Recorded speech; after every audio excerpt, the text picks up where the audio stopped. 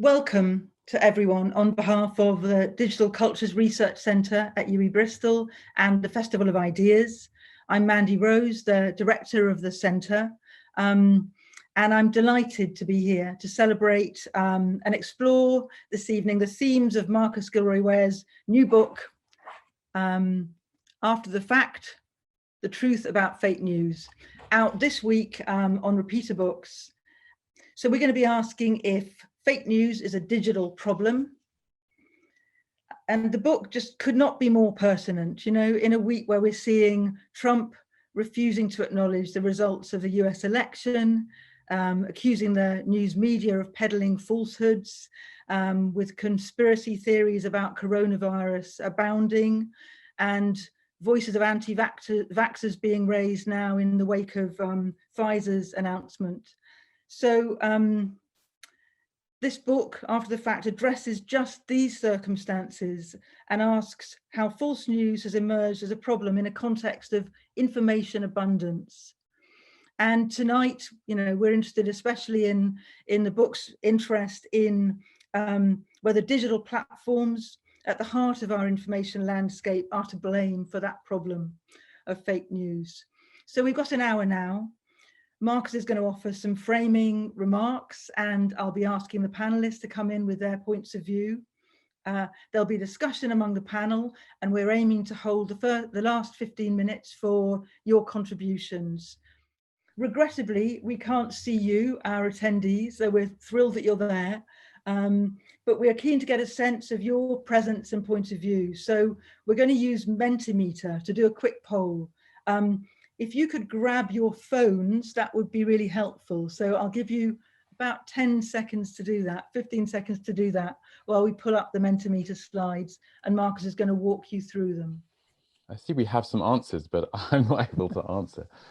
I can't see a code at all. It's in the chat panel, Natalie. Oh, is it? Okay. I've got it on my phone, Marcus. So the code's right. Oh, okay, good, good. I mean, it is the same code that's at the top of the screen. So, I mean,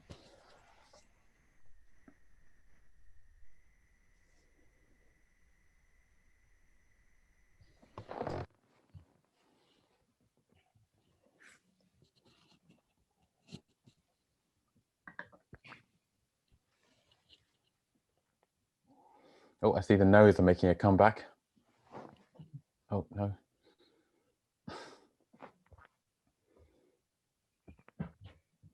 This has been one of the more satisfying aspects of moving teaching online is discovering tools like this, real-time bar charts from what people really think in the moment. We tried to use one in a management meeting and they got so upset that we had to ditch it. Yes, it's not quite, they haven't quite ironed out all the kinks in the system yet, I don't think. It's a great system, but it took a little bit of fiddling to get it set up today as well. But thanks to menti.com all the same.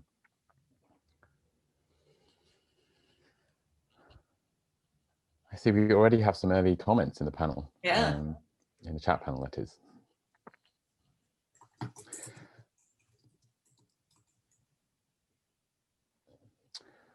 Well, I think this is, for now, this is a resounding yes, although not happily, there are also some no's in there, which just shows the nature of this as a kind of a contested question that doesn't have an easy yes/no answer. So in some sense, it's unfair of us to present it in this way. A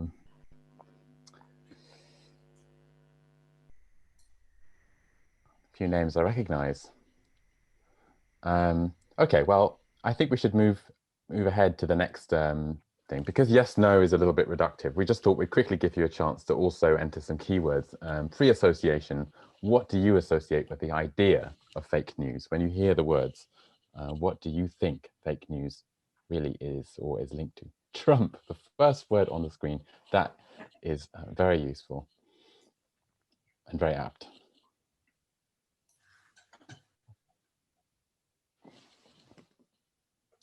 It's gotten bigger. Oh, there's lots more. Okay.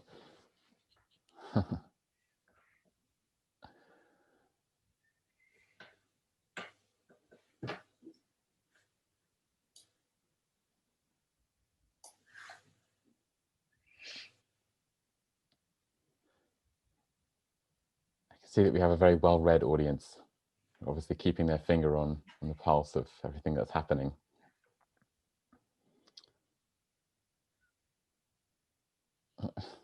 Now so much, it's hard to follow. But this, you know, this is great.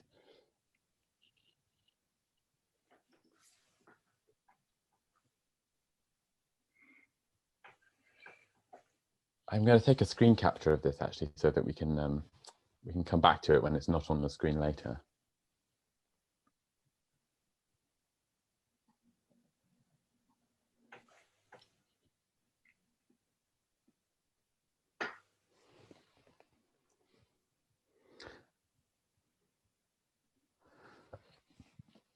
Great. Well, I don't want to, much of this is really entertaining, just watching this word cloud grow. I think in the interest of time, we should probably move forward. But thank you so much to our audience. This is exactly the response I was really hoping. So, well, you know, out of that, you know, let's set the scene. Marcus, could you kick off with talking about what prompted you writing this book, and, you know, why was this the book you wanted to write after filling the void? Well, in a sense, they're one story really. But before I get to that, I just wanted to say, first of all, my immense thanks to Yui and the DCRC for supporting me in this work, and even greater thanks to the panel for being here this evening. I'm very honoured to have the three of you here. I think where's a good place to start? So let's actually go back to my other book, if that's okay, and just quickly say that book came out of me getting a teaching job in a journalism department in my 20s, when I was neither a journalist nor someone who had a journalism degree, and having to quickly piece together some answers to some very difficult questions about the status of journalism as it was adapting to the sort of, you know, the growth of the internet. And I think what I would say, and actually Natalie's work was incredibly useful to me at that moment. What I would say is I came across a lot of discussion about social media in particular, and, you know, initially quite rosy, positive conversations about what social media could do for journalism. That didn't exactly pan out. But also then there's been increasingly sort of critical discussion about social media as well, and whether you're kind of making technology into the solution for all the problems, or you're making it the source of all the problems. I began to get quite frustrated with the kinds of discourse that we have about some of these kind of you know, serious problems in our public sphere and in our media. For instance, people want to have a conversation about Facebook and the ills that it produces. But they're not really necessarily willing to have a conversation, to include in that conversation the possibility that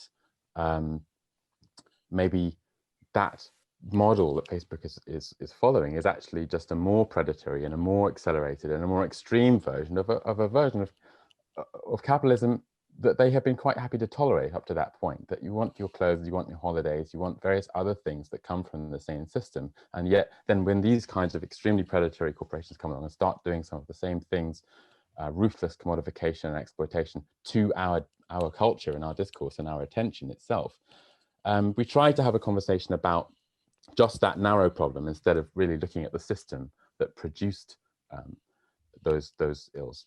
And so then we come to 4 years ago when Trump was elected, only a few months after Brexit had happened.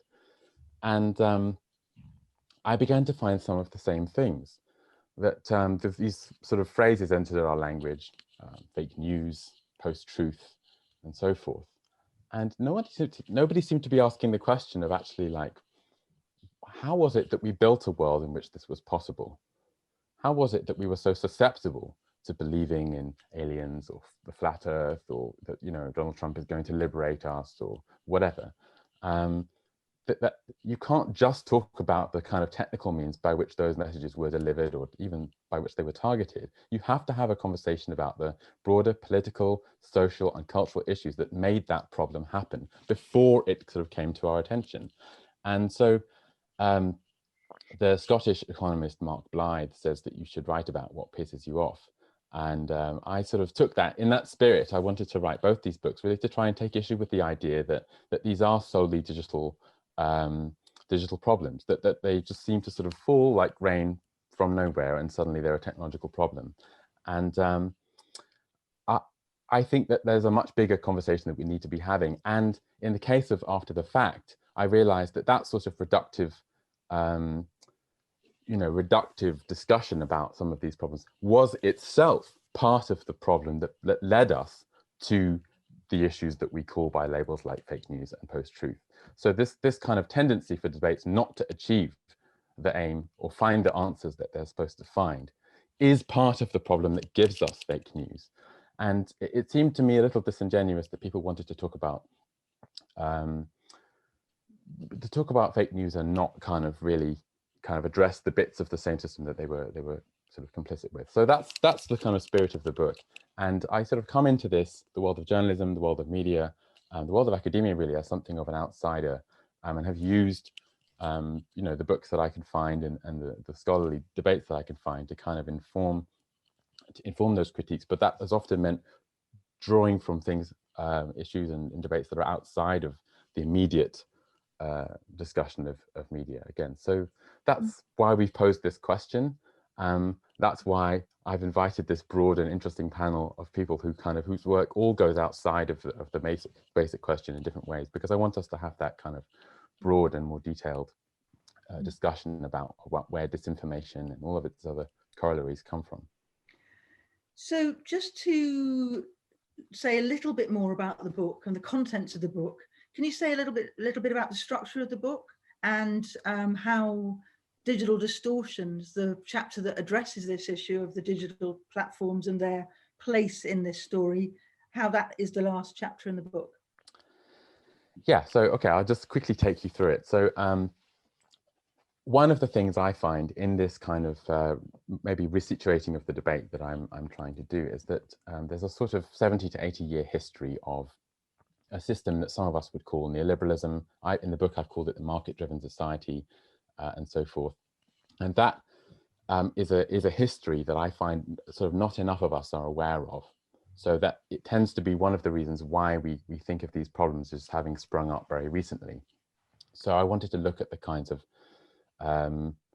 origins of how it came to be that our society is run according to the logic of markets and competition, and how that sort of eliminates the category of ethics and value and anything that sort of can't really be recognized by the logic of markets, including things like truth, the environment, true love, and so forth, all of which I see as having been attacked in some way by that marketization of our culture. So I've tried to tell that story, and in so doing, connect together the kind of explosion of what people are calling populism, or there are better ways to talk about it, the environmental crisis, the epidemic of mental health, about poor mental health, the extreme inequality in our economies, and see all of those problems really as products of the same system, including the crisis of information and credibility that we see within the media. So that's what the first chapter does, essentially works as a sort of historical introduction. The second chapter is kind of also introductory, but looks in a qualitative, trans-historical way at these problems, and in particular interrogates the idea that our culture and our emotions and our social relations might condition what it is we can know, really. And to do so whilst not going along with some of the criticisms of see, the left on the political spectrum have often been blamed for some of these issues, for introducing relativism into the discussion and saying that there is no such thing as truth and stuff like that. And I suppose I wanted to redeem and somewhat defend some of the critiques from the left over the last 150 years or so of how culture keeps power where it is and sort of conditions what we can know in itself. So that's the sort of first bit of the book. And then the middle section is these two chapters. One is about conspiracy theories and one is about liberalism. And I suppose whilst writing the book, realized that they were kind of two sides of the same coin, in the sense, I call it the politics of suspicion, that you have a sort of massive over exaggeration of suspicion. People are very, conspiracy theories come out of a kind of over suspicion of lots of things that don't really deserve suspicion. And meanwhile, there's a sort of equally pernicious and damaging kind of positivism around the sort of Enlightenment ideas and systems that we have. Truth, the free marketplace of ideas, science and facts and all these kinds of things, which are all important up to the point, but any wise scientist will tell you that they're happier sticking to the things that science can actually tell us, rather than sort of overspilling into these broader areas of life that science really shouldn't venture into. So there's a sort of tendency on the other side for us to be incredibly naive about, which relates to what I was saying at the beginning, kind of naive about how we approach finding answers to some of these problems. And kind of growing out of that naivety and that sort of ill-equippedness that we have to try and find some of these answers is a chapter that focuses more specifically on the journalism industry. Now, it's hard really to talk about journalism in one go, because there are so many different things within journalism. There are some really fantastic journalists out there who are doing great work, but then there are also some extremely cynical characters who are the impact of whose work runs against all of the things we would say journalism is supposed to be doing. And I sort of realized that there's kind of I don't know if you could say a snake eating its own tail, but a kind of a circular pattern there as well. Nominally speaking, if we were to talk kind of in the very abstract, simple terms about journalism, you could say that journalism is rooted in the history of democracy and the history of citizenship. And so in some sense, journalism claims its origins and its raison d'etre from those broader political systems. It needs, one could say, democracy to kind of exist meaningfully. On the other hand, by virtue of the same picture, democracy needs journalism in order to flourish, at least.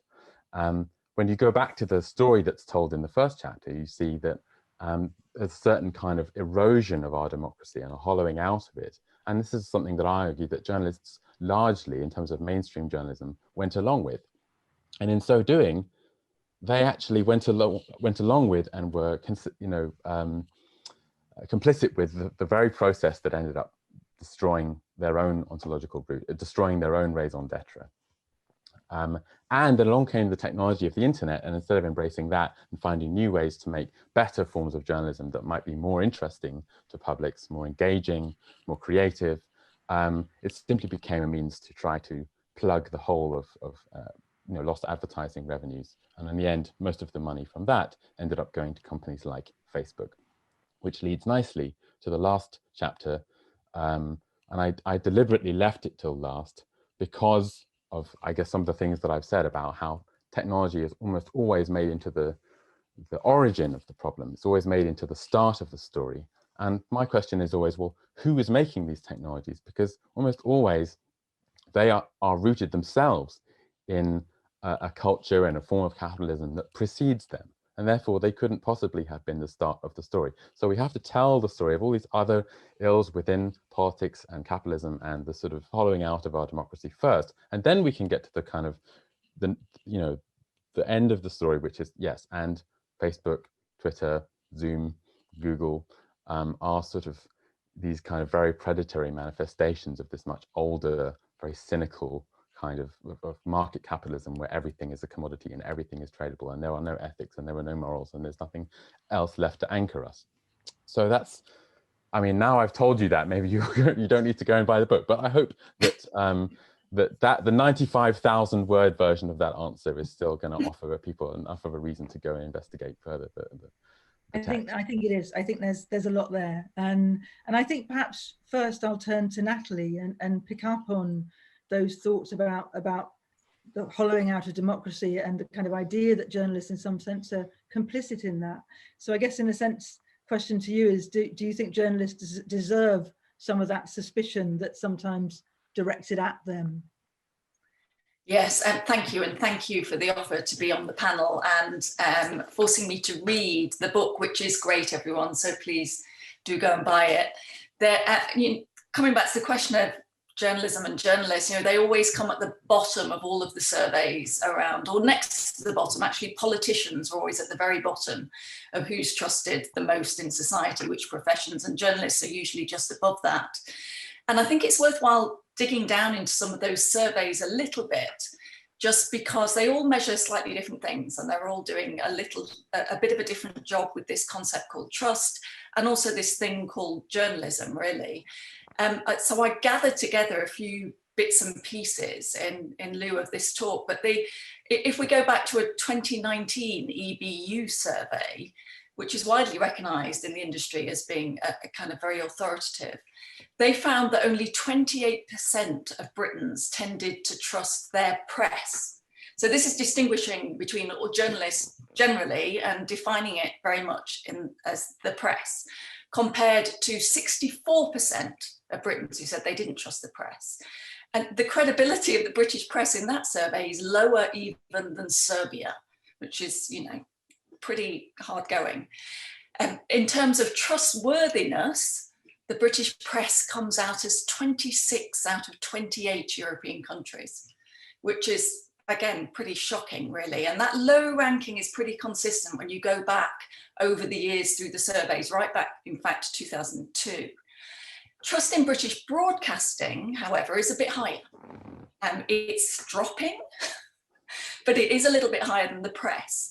So, you know, we have, but even with that, we still have less trust in our broadcasting systems in the UK than people in the majority of European countries, which I think, again, people don't, they think the BBC, surely everyone trusts the BBC.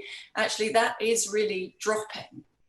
And greatly less than other Northern European countries like Sweden, Denmark, Netherlands, Germany even.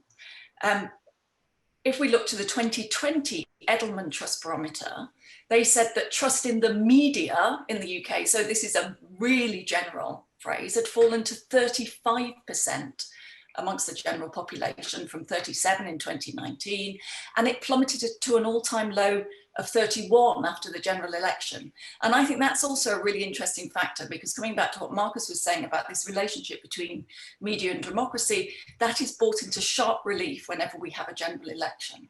And people suddenly feel the need to be well informed and, you know, really engaged with what these political debates are that they'll be voting on, has a major impact on, you know, our democratic futures. So the tabloid press always comes out the worst, of course, in all of these measures, but criticism does extend across the sector. When we look at criticism in recent general election coverage, that is really appalling as well. And so the studies, the academic studies, you'll probably all know about the Loughborough University studies that look at content and media coverage and representation of different political parties during election periods. They all say that actually there's, in fact, increasing levels of bias in media coverage, particularly in broadcasting. I was alarmed actually to find out that the BBC came under particular criticism in the 2019 election, and it received 2,124 complaints in relation to its broadcast coverage of the 2019 election. That might not sound much, but in 2015, they only got 427 complaints. And in 2017, they got 635. So it shows something is shifting, either in what's actually happening in the media and journalism and news coverage in general, or in people's perception of it and their understanding of what is going on in news presentation. So I think it gives us some insight into why trust in journalism has declined. And it tells us that news audiences themselves, despite these claims that Marcus said, that news is founded as an institution on a deep and intricate relationship with democracy, it's actually too often found to be guilty of precisely the opposite. So too often now we have a journalism, and this is to do with the political economy of the industry itself, not necessarily to do with the individual journalist. And I think we have to distinguish between those things very clearly. But this is an industry that kind of encourages journalists to prey on the vulnerable, is often discriminatory, all in the name of clickbait and sales, right, and attracting advertising. A journalism which has kind of replaced that idea of chasing truth and justice to be one of much more about gossip and spectacle. And there's a long history of research in media and communications that shows that development over time. And this really is an industry that's increasingly driven by desire for profit in an age when actually it's the business model of journalism, because of new technology, has fallen apart. And they're only just beginning to realize how maybe they can make that work in the age of new technology, if we want to call it like that. So do they kind of deserve the criticism that's meted out to them? Well, I actually think they probably do right now. And when there has been attempts to rein that kind of rampant commercialism in, to try and bring journalism back closer to its democratic intents, its kind of original democratic intents, as Marcus was saying, then they've really kicked back against that. So we had the whole news hacking scandal in the UK, and an attempt to bring in a form of media regulation, news regulation, that the industry kicked back against and refused the outcome of an 18-month public inquiry and a cross-party agreement to put in place a form of regulation that actually would have helped build trust, I think, in that industry. Instead, we got the IPSO, the Independent Press Standards Organisation, which really was set up to be, well, certainly wasn't set up to be either independent or effective. And they're the two things that people want in order to build trust. They want transparency and they want accountability. And that's precisely what we haven't got. And I think it was interesting to hear the chair then of IPSO. And this was, I can't quite remember the year, it was a couple of years ago, but he was giving evidence to a select committee. And he noted that they'd received over 8,000 complaints of racism in 1 year and upheld only one. Right, this was, and these are complaints to the British kind of press, around the British press, and it upheld only one because only one flouted its code. So it's the way the editor's code is written that doesn't enable individuals to claim racism. Sorry, it only allows individuals to claim racism, not groups of people. So you can't claim that something is racist if it's about all Muslims or all Black people, or has to be based on a single individual. So that, because that's the way it stands, and that's the way we have actually appalling levels of journalism in some areas of the press. So I think, and it's all tied up with an industry which is driven by commercialism. And so you have fewer and fewer journalists having to write more and more stories in less and less time, filling more and more space. And so what do? They cut and paste pieces from the Daily Mail, and you get that stuff spread far and wide throughout all media. And the Daily Mail can't be held to account. In fact, the Daily Mail is, a hugely powerful group on IPSO. So these are the ways in which these kind of elite levels of power interact and sustain a system that is very much against any form of media and democracy, really. Maybe I'll stop there. I've been talking for too long, I think, and we've got to get on to other people. But, trust in social media, coming back to the digital, I'll end on this. People don't trust social media either. So it's not like they don't trust journalists. Trust in general has plummeted in society. And maybe we can talk about that more as a panel. Well, perhaps I might bring you in, Vallu, now on that and ask, I mean, you've written about nationalism and the wave of far-right politics that includes Trumpism that Marcus has touched on in his book. I'm wondering how you see this tide of nationalism in relation to these issues of trust, news, fake news. How do you come at these questions from your point of view?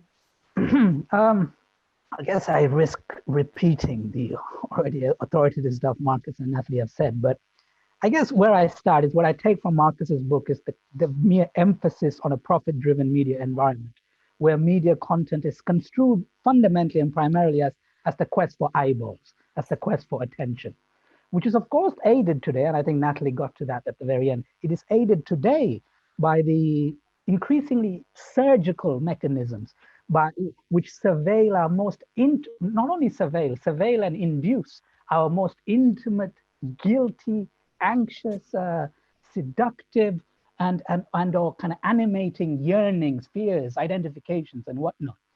So in other words, this is a media drive where, as Marcus rightly stresses, emotion and feelings or gut instinct, which is the antithesis of trust really, gut instinct or the visceral, take priority. And within those terms, as I think Marcus again says, the truth isn't so relevant anyways, and hasn't been ever since, Adorno and his not so merry friends. I mean, I always find I assume the Frankfurt School are quite humorless and so on. They might be very merry, I don't know, but I'm assuming they aren't. But ever since they started sketching out its contours, there are other kind of psychoanalytic and symbolic drives that become much more important to the profit motive than something as inconvenient and embarrassing as so-called truth. And I think we begin to see here, in terms of my own purported expertise, I think this is where we begin to see why the alt-right and their more mainstream imitators have found the current era so conducive, really, to harnessing these their majoritarian conceptions of injured identity, of identity as tied to a kind of under siege victimhood. The play to visceral fears, the play to the libidinal. I mean, sorry, maybe that's a really tired phrase. Maybe we don't want to use those things anymore, but whatever. The play to core symbols of belonging. What else? The play to the sensationalist and the transgressive, that sense of kind of ironic play. All of this does seem to invite an appeal to the rawness, really, of group and communitarian identity, which, of course, I'm sure the audience knows, but as far as Western Europe is concerned, is saturated or overdetermined, really, by notions of a nationalist whiteness. But getting back to your notions of kind of fake news and ignorance and so on, I guess what I also take from Marcus's book is the notion of this, that the notion of post-truth, as much as we might want to dismiss it and it's kind of an unhelpful neologism and does too much kind of concise work, which is unhelpful, but it does indirectly get at some kind of shift, I think, at the strategies of power. So this is a situation where I think there's of informational abundance, others have called it information glut, or where normative power is less able to sustain a dominant narrative, at least in my opinion, less able at sustaining an ideological coherence that is persuasive or inviting. Instead, it seems to me that ruling interests and ruling norms or ruling identities have much more traction in the contemporary in simply impugning, in simply debunking the possibility of alternative or more inclusive or more collectivist claims to truth. A kind of narcissistic nihilism, as Paul Gilroy has argued, where one's own normative group identity takes precedence, and where there is a wider neoliberal context or neoliberalism-induced, cynicism, really, about the possibility of politics in the first place, the possibility of meaningful change or shared change in the first place. And so where one therefore just harangues everybody else in whatever incoherent way one sees fit. So I suppose in that way, this could be seen as a kind of form of cynical, manufactured, systemic, cynical ignorance, really, that is intensified in the kind of present social industry moment. And I think it's right, we need to call it an industry. So I do think, just to kind of, I think I could wrap up there, really. I do think there is somewhere this dynamic or shift that plays to the core shape of nationalism in particularly formidable ways. Given nationalism's enduring and constitutive emphasis really on a politics of othering and its rousing demonization of outsiders and naysayers. And this is particularly prominent, of course, in Western Europe, but even in other countries where I've grown up, in Sri Lanka and so on, and if people are attentive to the politics of India and so on.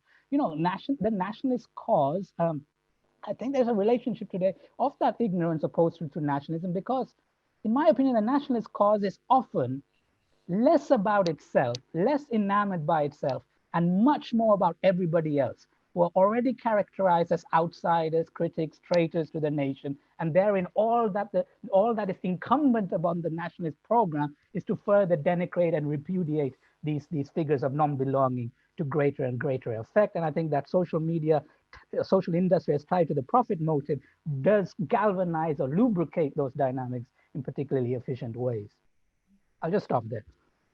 Well, thanks, Vallu, and I'm gonna turn a corner and in order to bring Joe in, and and to ask, one of the themes of Marcus's book is how certain forms of disinformation are culturally ingrained. One example we might say is the idea of meritocracy. So wondering if you see the belief in meritocracy as a form of disinformation in itself. Yeah, well, before I answer that, I just want to say congrats, Marcus. It's a really great book. It's been a hugely enjoyable read. I really appreciate how much you brought together, how many different layers of politics, economics, social theory, cultural analysis, and you kind of wrap it up in a really interesting package that's very clear and comprehensible. And you're welcome. And I particularly like the bits at the beginning where you have those little anecdotes of your own experience that are often quite comic, that you relate to the different themes of the chapters. Your friend. I love the beauty counter one. That was yeah, so memorable. Yeah.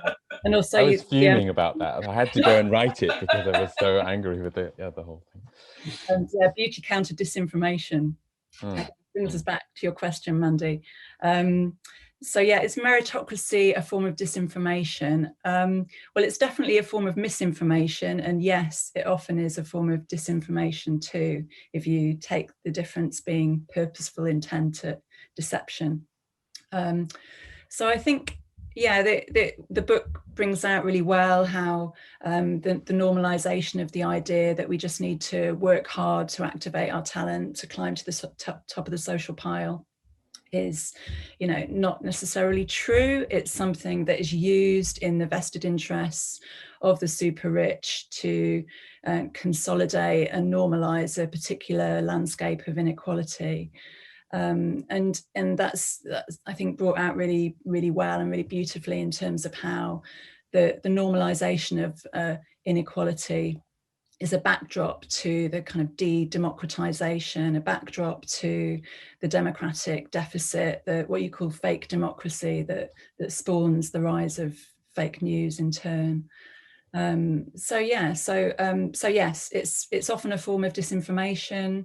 At the same time, I would want to point out how it contains effective seeds of truth, and that's how it works alongside the sackload of lies. So everyone wants to think about how they can flourish. People want to think about how they can move beyond their position they're born into, how they can develop their capacities. But the way in which it's mobilized and used in the vested interests of a few in order to disguise the fact that we don't have a level playing field and to offset attempts to move towards one is really problematic. So I'm glad that this book is another attempt, a really effective attempt to move towards leveling the playing field, to think how we could move towards a system that's more equal, and how we might move towards a field, that's biodiverse, that we could actually live on at the same time. I mean, I think across what all of you have said is in different ways, this sense that in the kind of hollowing out and commercialization of our culture, we're sort of invited to participate in narratives that take us further away from solving that problem. And there's a sort of sense, I mean, Wendy Brown is a major influence on me as well, and she talks a lot about this sense of unmooring that has occurred as part of this kind of de-democratization, that it's not simply that some tyrants came and took our democracy away, that, as she puts it, democracy is something that has to be tended and practiced and valued. And if you eliminate the system of valuing it, and you eliminate the kinds of narratives that we can tell ourselves about why it's valuable, then you're going to produce an extremely untrustworthy press. You're going to produce a sort of tidal wave of nationalism as people turn back to some anchors and more concrete things that they think will give them that certainty. And they're going to turn to some extremely, pernicious narratives that like meritocracy that sort of maintain our distance from kind of attaining that kind of better equality, I guess. So that was sort of really what I wanted to get. In a way, this book is me just calling out various forms of bullshit that I've been waiting to call out for a long time, and trying to do so with a measure of I don't know, caution and sophistication and all those kinds of things. Not sure whether I manage it, but I hope that people will find that I did. yeah, thank you all for what you've said. I was looking in the questions to see if we had questions to answer, and I'm very surprised that none of you out there have asked anything. I don't know if it's, is there, have you checked your questions, Marcus? It seems most surprising that our guests haven't put questions in. If not, pop them in now. They agree with everything we're saying. Yes, that's what I sometimes have to do in seminars. Well, if no one's saying anything, then I can assume agreement. Yeah. I mean, I think this at least gives us an opportunity to, in some sense, revisit the question that we started with. I think the point, fake news is in itself fake news, right? It is one of these narratives that actually doesn't help us understand the problems of misinformation and disinformation at all. It's a sort of a story about itself that ends up being a false story about itself that then kind of blocks our way to finding a kind of, a better answer. And so in a sense, you can talk a lot about digital platforms, and actually we can do that a little bit more if there are no questions, but we sort of can't. This is why I felt the story cannot really be started in terms of talking about fake news as it happens online, as though it only happens online and only began when we moved our discourses and our kind of, I say, public spheres kind of with caution, but that it only happens then, because it's a much bigger problem in my view, and it's something that we should talk about, digital fake news, but we should talk about it in the context of all of these other ways in which our understanding of the world can be sort of attenuated or kind of redirected. Okay, well, look, why don't I come in with a question from Ollie, which is, what can the left-leaning aspects of media do to combat a dominantly right-wing media machine?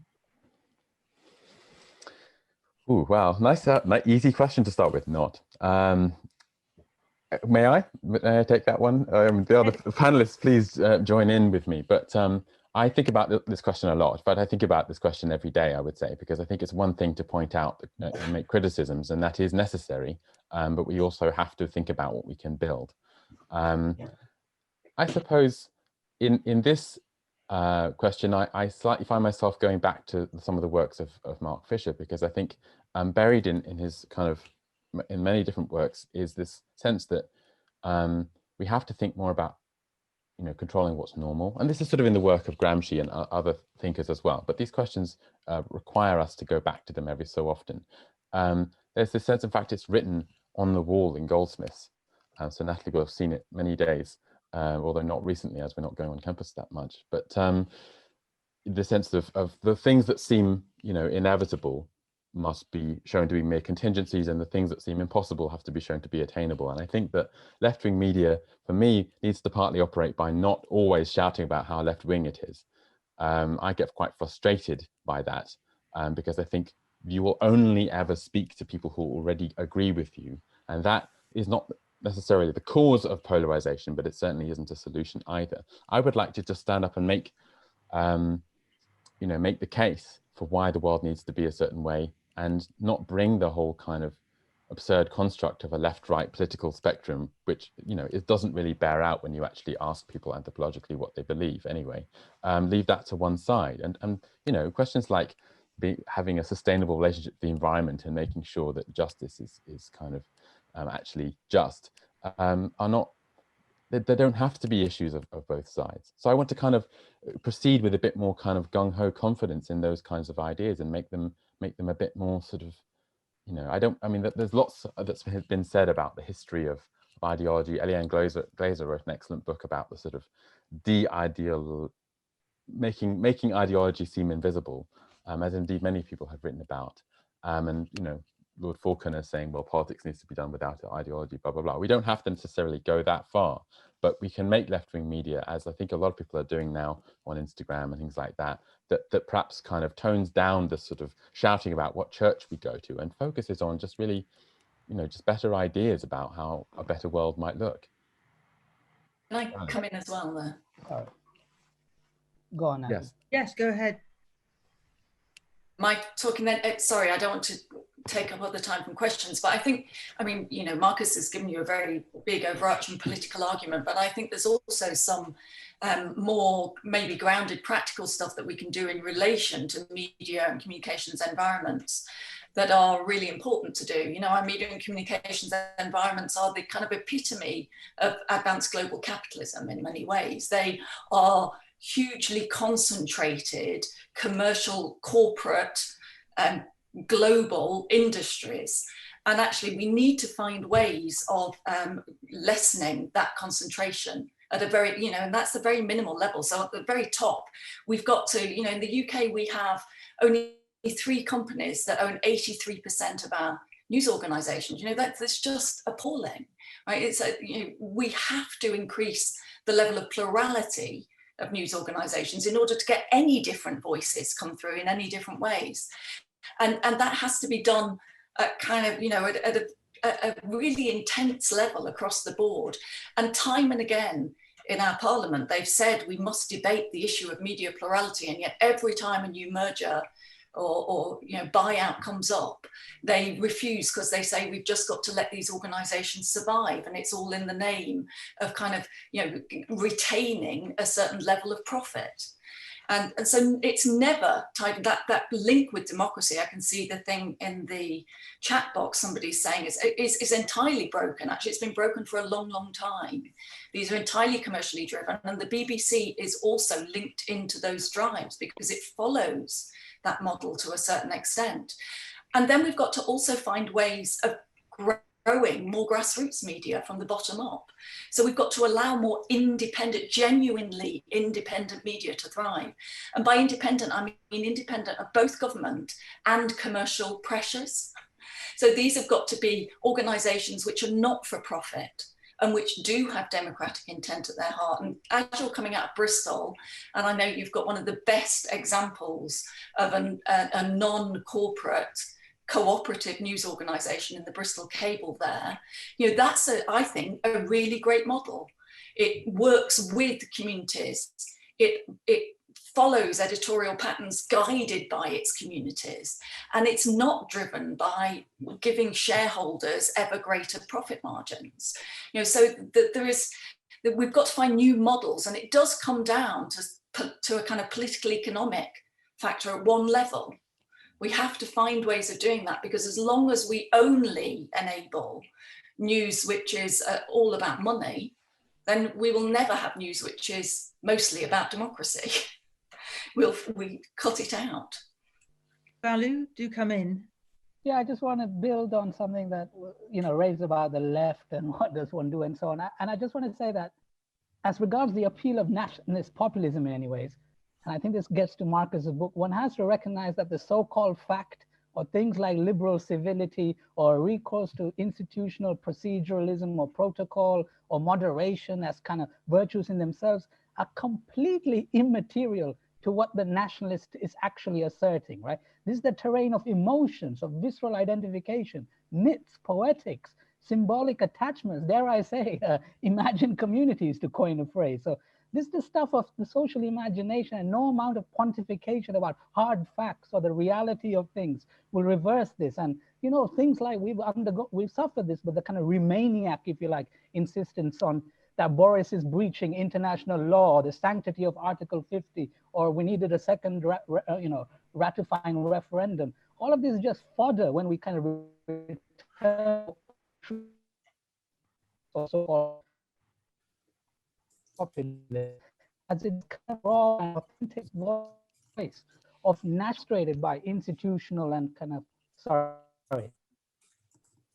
You're cutting out slightly there. Yes, that was the only reason I was grimacing. Just that we lost you slightly as far as your internet connection is concerned. Perhaps we should see if we've got time to answer a couple more questions. There's a topical one. What do you think of Twitter's recent decision to add disclaimers to Trump's untruthful tweets during the election? And this is something, Vallu, you might have comment on. Does it help or add to conspiracy thinking? Or anyone could come in on that. I think it's deeply responsible and not before time. I guess just also to pick up on what you were saying before, Marcus, about wanting to move beyond well-worn churches of left and right. I thought that's one of the most kind of powerful things about your book, how you use the phrase, for example, market-driven society and shallow understandings. It's good at shifting the terrain beyond, you know, talking endlessly about neoliberalism, and it kind of opens it up for a new, generation readership. And at the same time, I think, touching on what Natalie, you were saying, I think it feels like we need much more kind of popular education about the oligarchs who own our media. You know, I'd like to see really inventive kind of campaigns on social media that popularizing who the Barclay brothers are, you know, the billionaire barons that run our newspapers. It's still relatively obscure, I think, in Absolutely. I mean, one of my great frustrations, in addition to the many sort of damaging things that conspiracy theories do, is why are there never any conspiracy theories about the actual people who are conspiring against the kind of civil society and you know, the future of life on planet Earth? I mean, I would like to see some more theories about them, but instead it has to be all the wrong people who are blamed and kind of scapegoated. Well, we've just at the Media Reform Coalition, just a shout out to that.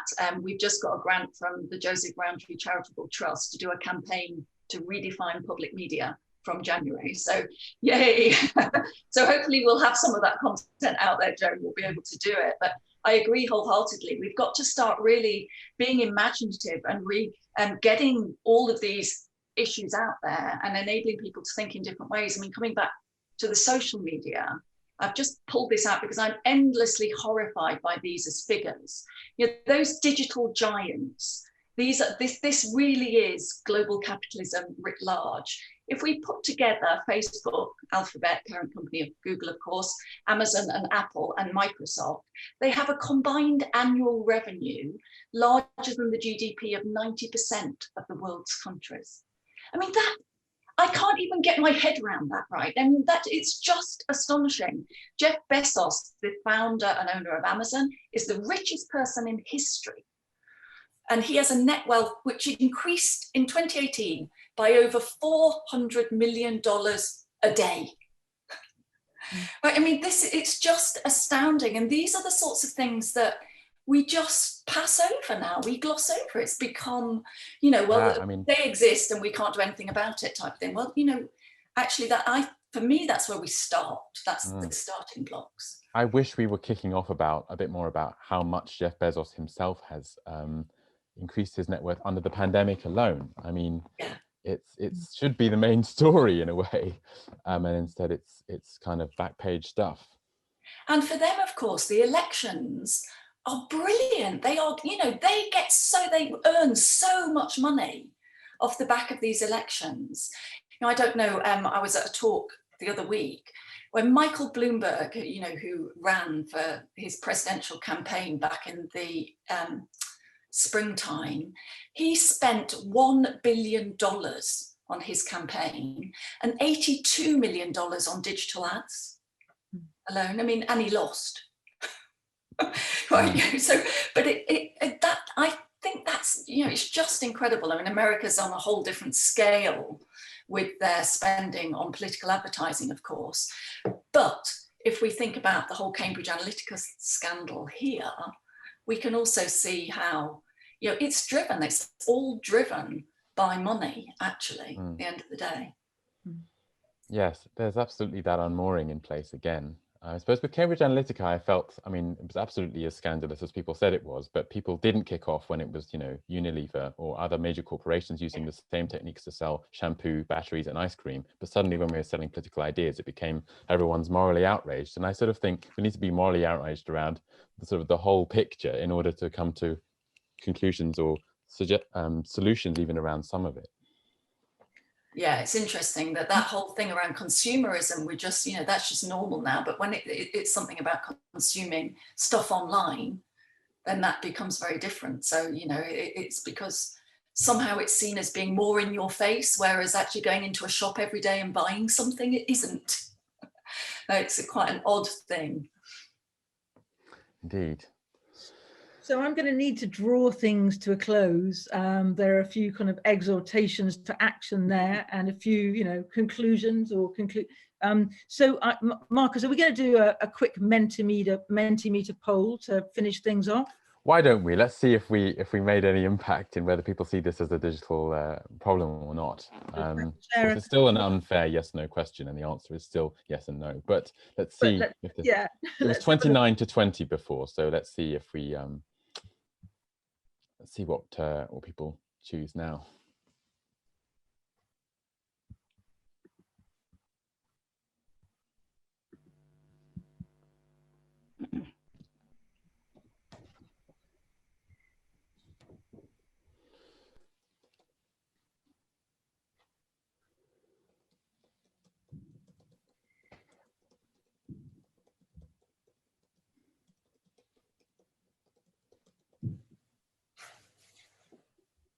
Well, it's beginning to look like a huge endorsement of for the panel, for their powers of persuasion and argument. Don't you think, Marcus? I think so too. I'm happy with that. That's almost the same number of people that answered the first time. So, yes. Okay. Well, thank you, everyone. All right. Yes.